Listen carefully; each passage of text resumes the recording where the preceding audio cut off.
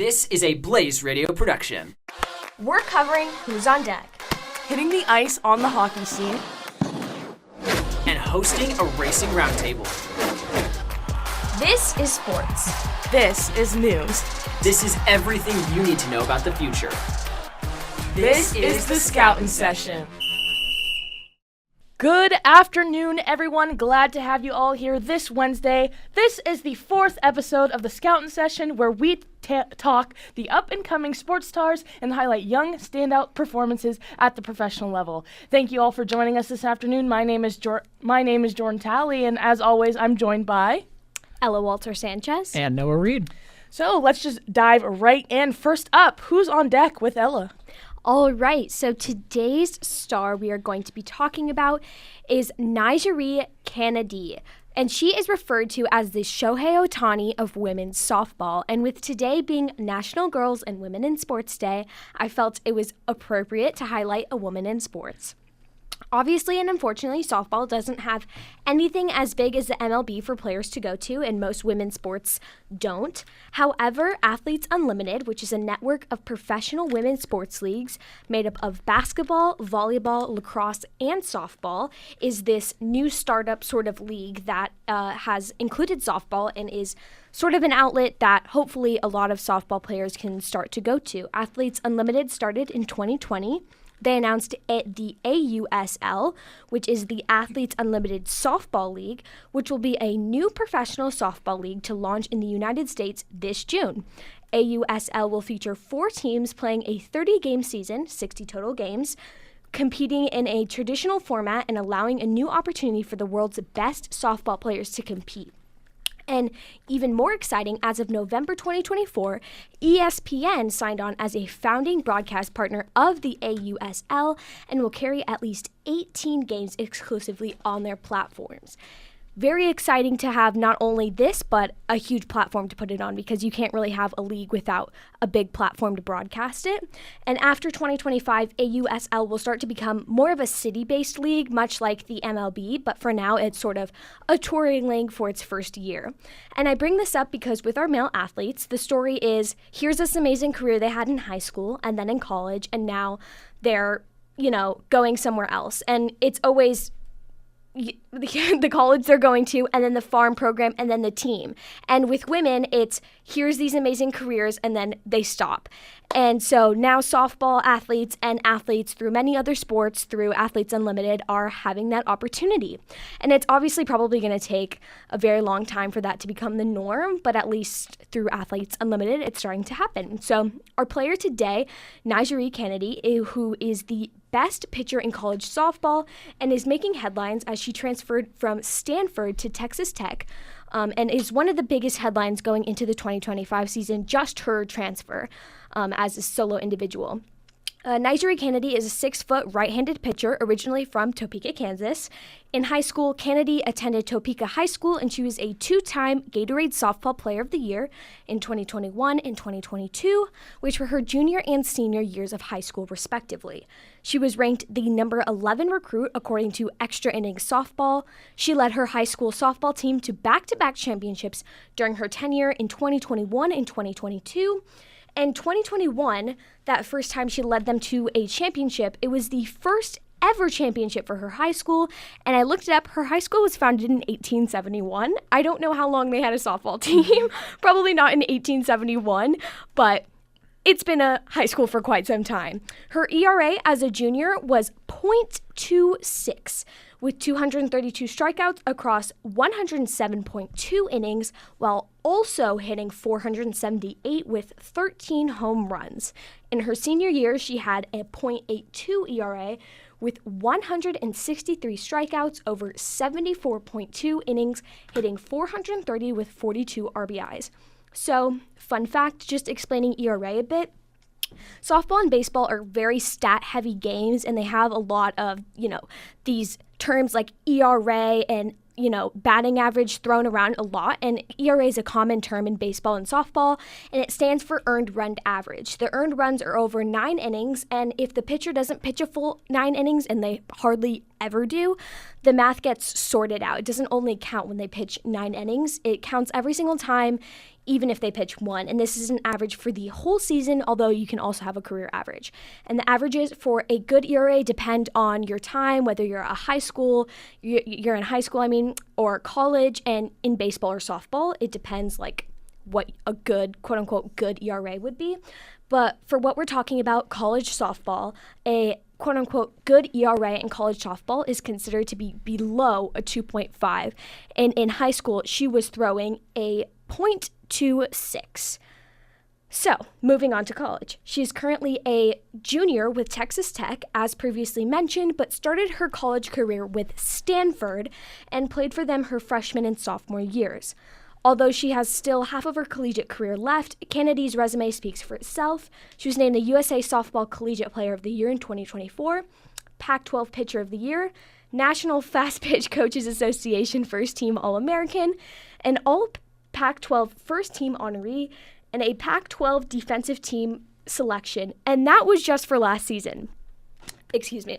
She was also awarded as a 2-time NFCA National Pitcher of the Week pick, while also excelling above and beyond the field. She also excelled in the classroom. She earned NFCA First Team Academic All-American accolades while being at Stanford. Hello. Pretty tough to do that. Yeah, at Stanford, which means basically she had an above 3.5 GPA. Her on-the-field stats for the 2024 season were as followed: 24-7 overall on the mound with a 41-10 with a .67 ERA for her 2 seasons as a Cardinal. Remember the 2.5 good average. In both of her years with Stanford, she helped push them to the Final Four at the Women's College World Series.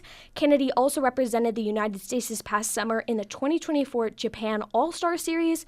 Lastly, she was also given the Honda Sports Award, which is given to the best female athlete in each of the 12 college sports, voted on by administrators from over 1,000 NCAA schools. Canady received lots of backlash after her 1-year deal with Texas Tech, mostly because of the numbers. Texas Tech is not on the radar for top softball schools. After her entrance into the transfer portal, because she's such a big name, many assumed she would go to Oklahoma, Texas, or UCLA. And most people believe she signed the deal just for the over $1 million she acquired. But in an interview, Canady talked about how they were open to letting her do more hitting since she was such a powerhouse in the box in high school, and she hasn't been allowed to do much of that in college so far. She's just been utilized on the mound. Now it'll be interesting to see how her junior year with Texas Tech goes, where she goes for her senior year, and if Athletes Unlimited will be developed enough for her to want to continue her softball career professionally. So, what do you guys think of her? I mean, maybe not so much her, but in general that they're now trying to get like a almost professional softball league going. It's just awesome to see, and like you said, it's going to take some time. And it's just very similar to hockey. We just got the PWHL last year. They had their inaugural season. They only started with 6 teams. This season, they're going on a showcase tour. I mean, it's still games, but they're touring around the U.S. and Canada to like get more people to want to watch the PWHL. And guess what? It is happening. Like, people want to watch women's sports, and the more that we have it at the professional level, the more that people will think they're important, if that makes any sense. Exactly. So it's just awesome to see the expansion. I know we saw it a lot with women's basketball over the past couple of years. We got a professional women's hockey league now. So, yeah, just can't wait to see how this goes for them.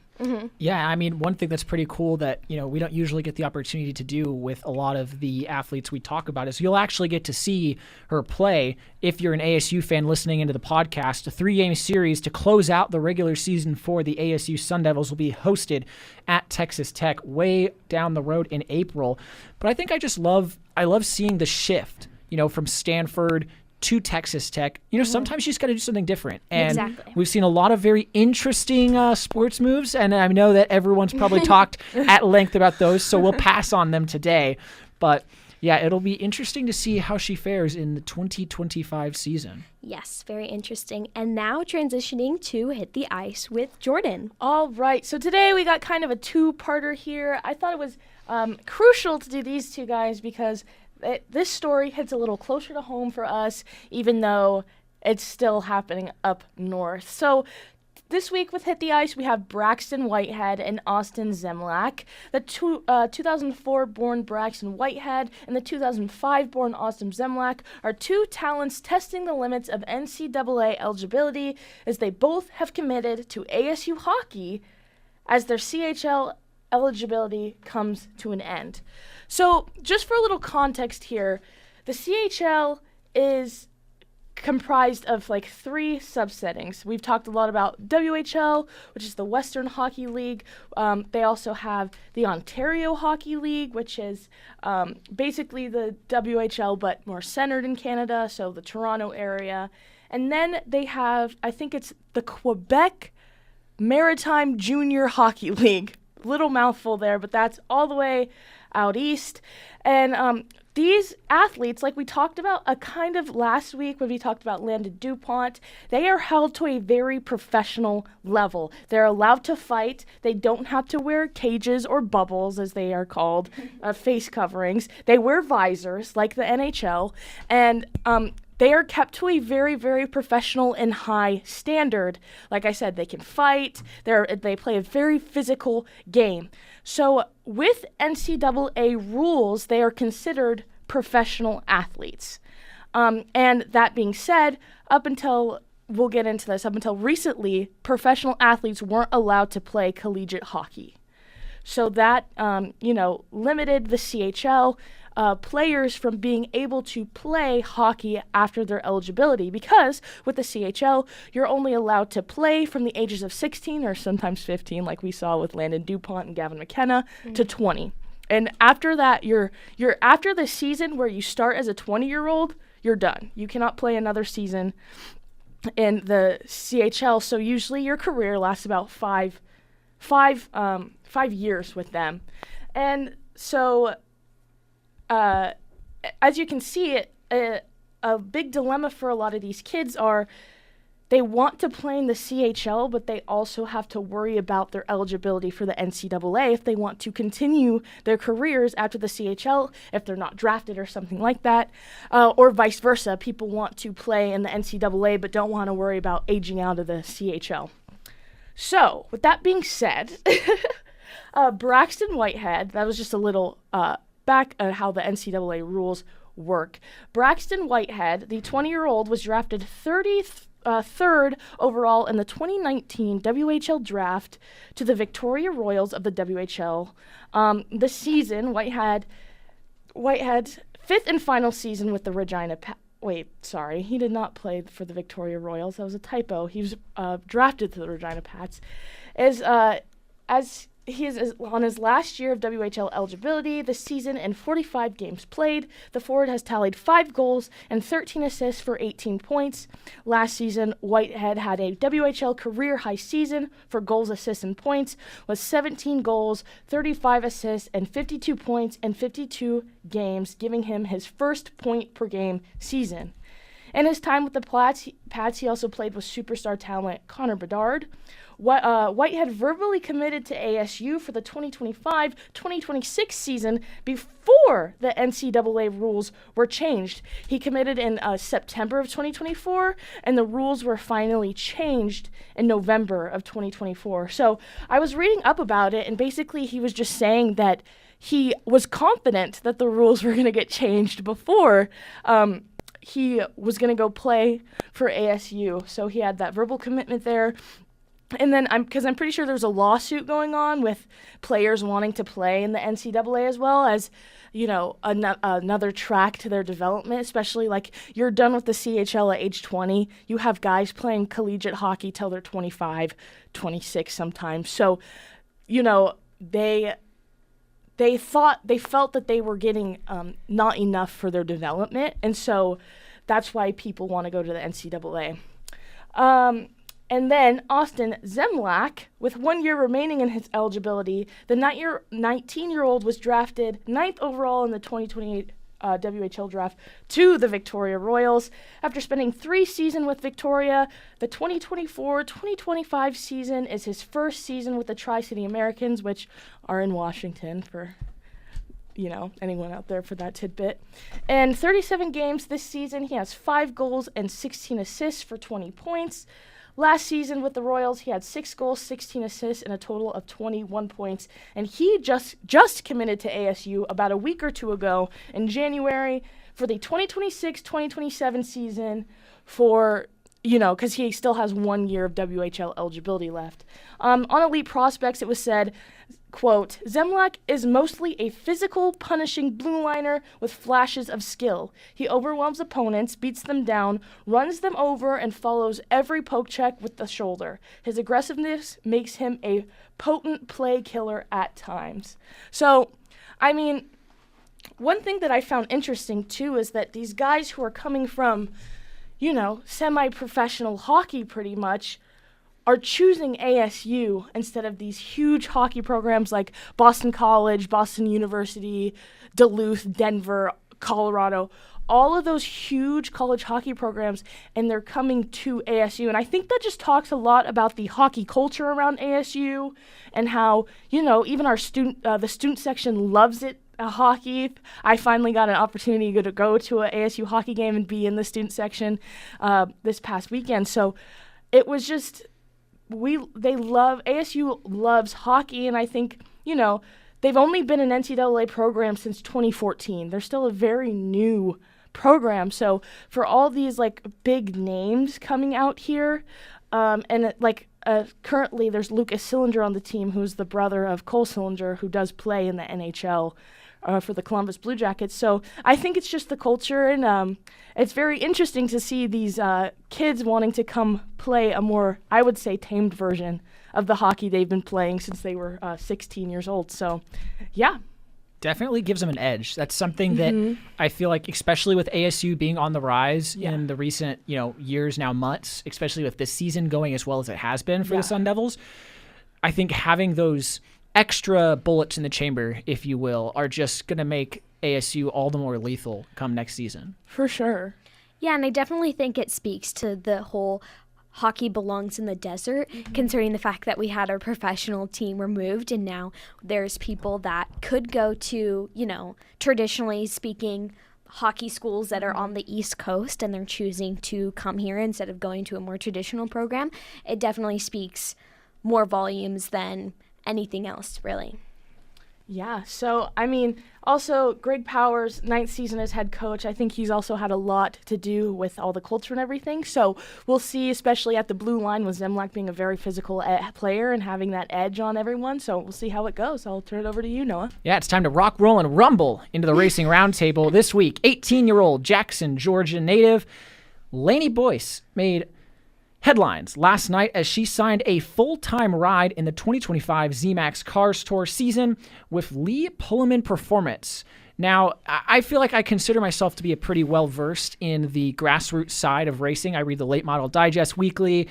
I like to follow a lot of the guys and gals out here on the West Coast, but I actually had not heard of Laine until last night, seeing that announcement, and it kind of took me back. I was like, wait, who is this driver? And so I started doing research. I was like, oh my gosh, she would be a great person to highlight for today's episode. And this is, I can't express this enough. This is an incredible, and I mean incredible, opportunity for the young driver, as Pullman has been one of the most prolific driving resumes on the short track scene on the East Coast, and he is one of the most well-known team owners. In fact, the car that she's going to be jumping into is the same number 03 car that Brendan Butterbean Queen piloted to the 2024 championship. Laine was also in the Drive for Diversity class of 2024 and is currently a member of Rev Racing, which, for those of you who don't know, is a driver development program that has supported the likes of Bubba Wallace, Daniel Suarez, and most notably 2021 NASCAR Cup Series champion Kyle Larson. Those three drivers I just listed have combined for over 30 NASCAR Cup Series wins within the last decade. So Rev Racing knows a thing or two about building talent. And she already actually has late model experience, racing in several notable events like the South Carolina 400, the Thanksgiving Classic, just to name a few. And she'll also be joining the late model stock program with another really rising young driver, Doug Barnes Jr. And I think that relationship will be really interesting to see how she'll be able to benefit from his experience. He's got 2 track championships out at Dominion Raceway, which is one of the more difficult tracks to tame on the East Coast. So we're going to slide on over to this week's Fast Facts segment.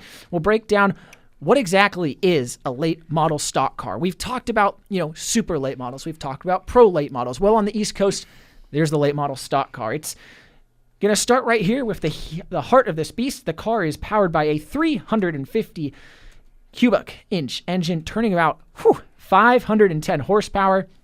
And a new late model stock from top to bottom costs roughly about $50,000, you guys. So these things they're a little pricey, but I just want to note, and again, I give all the credit to the drivers and the crews and the teams who prepare these cars, because a lot of the money that goes, right into these race cars comes out of these guys' weekly paychecks, comes out of purse money.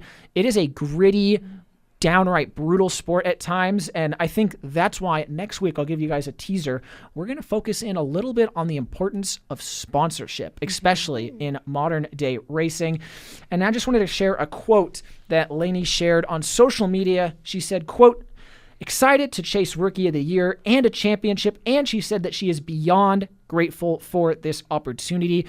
It's going to be really, really interesting because the Cars Tour West Series, now more than ever, with, drivers like Brendan Queen graduating up to, the ARCA division, with Doug Barnes sliding over to the number 55 car. You're going to have Junior Motorsports, the absolute powerhouse that is Junior Motorsports. They've got new drivers. So it's new faces in new places all across the Cars Tour West Series. But one of the really just interesting things that I found about Laine when doing my research was she actually runs a non-profit charity organization when she's not racing. It's called Driven by Faith, and their mission statement is to accelerate hope and support for children with disabilities and those facing health challenges in hospitals. The organization hosts events throughout the year, including but not limited to race day experiences, charity drives, and just different community outreach goals. And all of this is helping build support for children with disabilities and just honestly lift their spirits through hope and faith, which is really, really cool. What are your guys' thoughts on that? Yeah, I definitely think it's great when you find a person that not only has talent, obviously, in their sport, but is a great person all around and is willing to help out their community, because I feel like there's always that saying, like, your idols aren't always who you think they are, but it seems like she's building not only, a great community in racing, but a great community for herself and just is willing to help out, and that's the great recipe for a star. I mean, also, she's only 18 years old, and she's already putting it out there and helping others at her young age in the start of her career. So I think that just goes to speak on her character and her values as a competitor as well. Yeah, I think it's also good to just kind of bring that awareness, like you said, to, we touched on, obviously, the importance of having female athletes in sports, especially motorsports, where it is a primarily male-dominated sport. So really cool to see that. And again, it's also, she was recognized for this work. 2023, she was named the winner of the Wendell Scott Trailblazer Award. This is named after NASCAR Hall of Fame driver Wendell Scott, who became the first African-American to win a NASCAR Cup Series event way back in 1963. And the award is presented to a driver based on their on-track performance in the NASCAR Advanced Auto Parts Weekly Series, as well as other just different driving series like the Sportsmanship and Community Service. And so to be recognized for the Wendell Scott Trailblazer Award is an incredible honor. And, she's, like you said, she's already got all this great stuff going for her. She seems ahead of the ballgame on sponsorship. And this Cars Tour opportunity, I cannot stress how excited I am to see, the Cars Tour West races this season, the Cars Tour East races this season. It's going to be really cool. But the green flag will wave over Laine's season in March 1st will be the first race at New River All-American Speedway. You can make sure to follow Laine Buice on all major social media platforms, or you can visit her website, lainebuice.com, to learn more about her career 2025 plans and just generally check out really the cool social outreach stuff that she's doing for Driven by Faith. Do you guys have any final, just closing thoughts as we get ready to wrap up today? I mean, just representation is so important in anything, and like we've talked about softball today and racing as well. We've gotten another amazing racer on the show, who's also a woman, Holly Clark. So I mean, it just goes to representation is so important to look at, especially like if you're a young girl and you like cars and you're watching racing. Oh, there's a girl on my screen, she's super good, and she's like me, you know? So it's super important for not only young girls. I mean, I've seen athletes who are women who, like, especially, like, for me specifically, like, Black women athletes, I'm like, wow, like, that's something, it's just so awesome to see. And especially, you know, I'm also very passionate about a very male-dominated sport, so seeing the PWHL and girls who look like me in the PWHL be so successful, it's just very important for everyone and for other women to see as well. Exactly, especially on a day like this, National Girls and Women in Sports Day. I think it's great to highlight stories like this, not only today, but every day, and see rising stars, and also big companies like ESPN highlighting these rising stars and willing to give, you know, airtime to professional teams that are, I don't know, women. Yeah, again, want to shout out NiJaree and Laine. Good luck to you guys in your 2025 seasons. I think that's going to do it, Jordan. Thank you for listening to today's edition of the Scoutin Session. My name is Jordan, alongside Ella Wolter-Sánchez and Noah Reed. Thank you so much for listening. See you next time.